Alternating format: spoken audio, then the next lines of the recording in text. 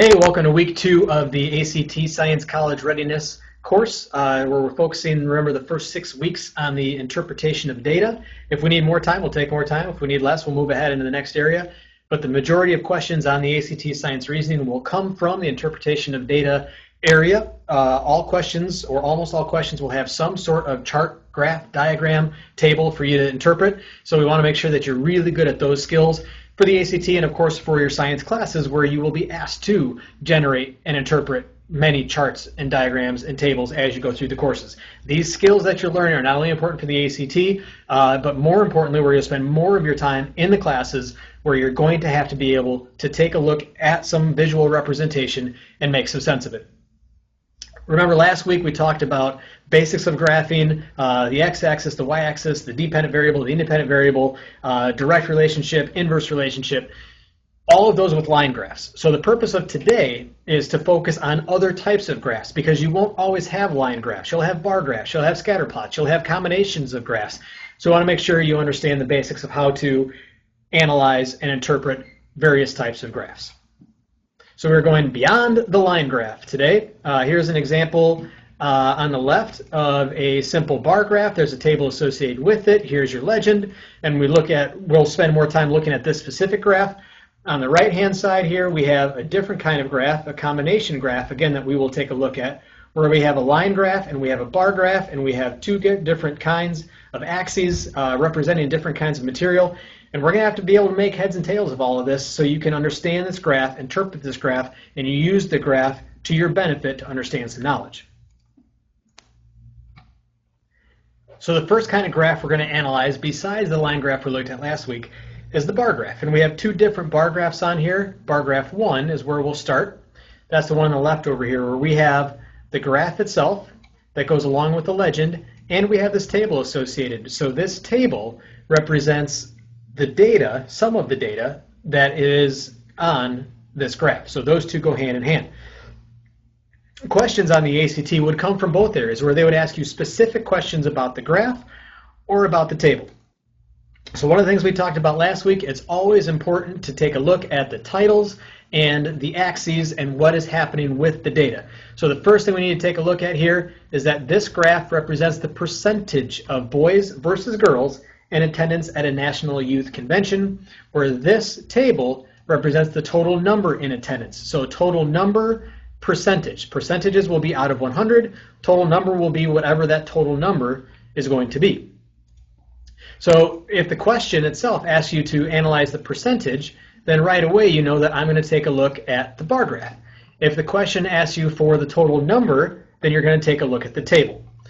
Also in the legend, make sure you pay attention to that the boys are the solid black color and the girls are the shaded gray color. So questions that could be asked would be questions of, how did the percentage of boys going to the National Youth Convention change from 1996 to 1997? Okay, well, so I have to go to the graph that's percentage, and I want to take a look at 1996 and 1997, and I will see first of all that 96 shows shaded all the way up to around 55%. 1997 is shaded to 60%. So the answer would be that a higher percentage of boys were at the 1997 conference than the 1996 conference. Questions could ask about, in which year did the same percentage of boys and girls attend this conference? So you want to look to see where the bar graphs are equal. Well, that would be 1995. If the questions ask you about how did the total attendance change as the years went on at this conference, well, now I'm going to take a look at the total number. Now I'm not caring about boys or girls. I'm not caring about percentages. I'm looking at total numbers. So as I see here, I see a trend where the number each year is consistently getting larger. So the total number in attendance at the youth convention increased every year. So I'm looking at tables and bar graphs together.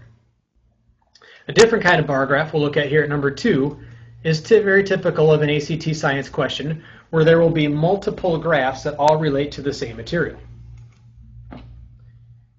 In situation 2, we have 3 different bar graphs all related to the same general topic. And so What is always important, again, I bring this up, is make sure you pay attention to the titles if there are some. In this case, there are no titles, but always what's on the axis. If you notice the independent variable, whatever this value stands for, in this case, it's not all that important. Beak depth, it says at the bottom here, but the beak depth is the same for all of these. If it's only one time and there's 3 different graphs, it's going to be the same thing for all of them. But it's all the same scale, all the same sizes, all measuring the same thing. But the independent variable, the dependent variable, what we're trying to measure, what we really care about, is different in that it's percent of captured finches from island A, island B, and island C, all of them percent. The questions will ask you for island B, for island A, for island C.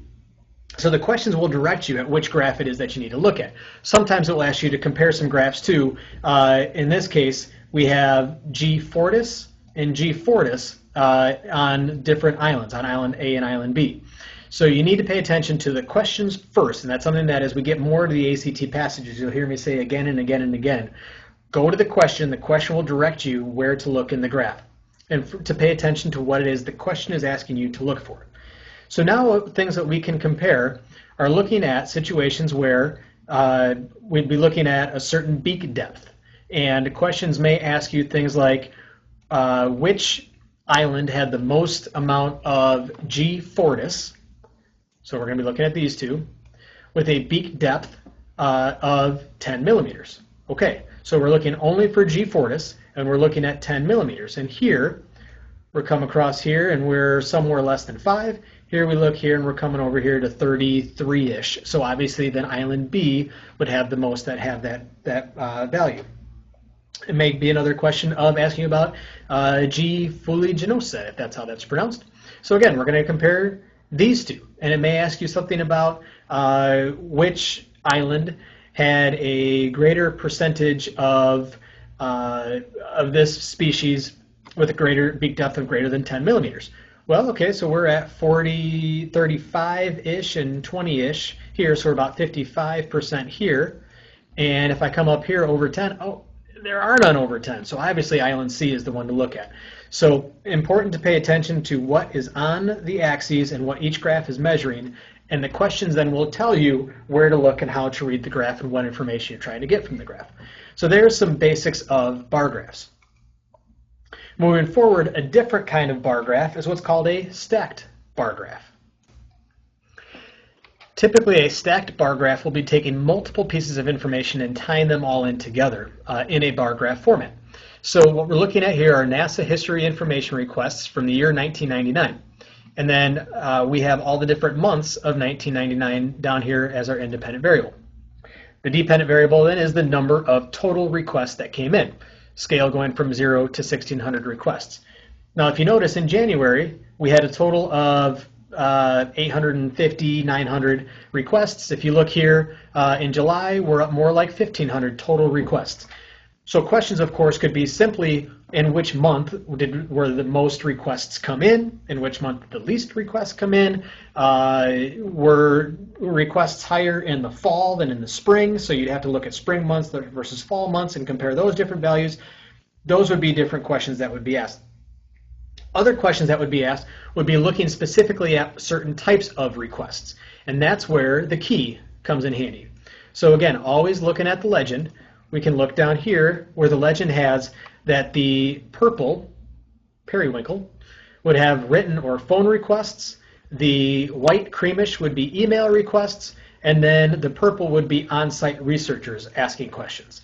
So now as I look at January versus February, for written requests, we're right here at about 300 for January, and we're a little bit higher, closer to 400 in February. So the question could be, were there more written phone requests in January or February? Then you only care about that stack amount.